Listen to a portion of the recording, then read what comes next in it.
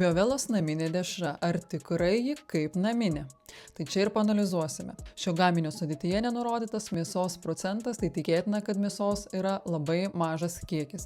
Taip pat prie produkto pavadinimo nurodyta antra rūšis, o tai reiškia, kad mažai mėsos, o daugiau mėsos pakaitalų, sojos baltymų izoliatas ir kiaulienos baltymas hemoglobinas.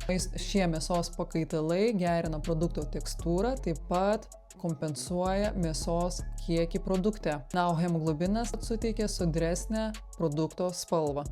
Tokie antros rūšies mėsos gaminiai orientuoti į mažesnę kainą, tačiau maistinė vertė yra ženkliai prastesni. Na ir reikiame prie aktualių maisto priedų. Vienas iš jų – karminas, tai kitaip žymiamas E120.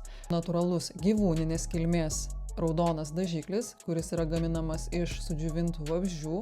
Dar jis naudojamas yra jogurtuose, gėrimuose ar saldumynuose, netgi kosmetikos pramonėje, pavyzdžiui, suteikiant lūpdažiams raudoną spalvą. Kitas maisto priedas – natrio nitritas. Pasaulinė sveikatos organizacija 2015 metais perdirbtą mėsą su nitritais priskyrė pirmai grupiai, siejamai su vėžio rizika naudojant tokius maisto produktus reguliariai. Na ir mononatrio gliutamatas, kitaip E621, tai skonio stipriklis, suteikiantis intensyvesnį ir sodresnį produkto skonį, taip pat dirbtinai kelia apetitą. Jei jums ši informacija buvo aktuali, paspauskite patinka, pasidalinkite su tais, kuriems taip pat ši informacija gali būti aktuali ir mus pasiekite.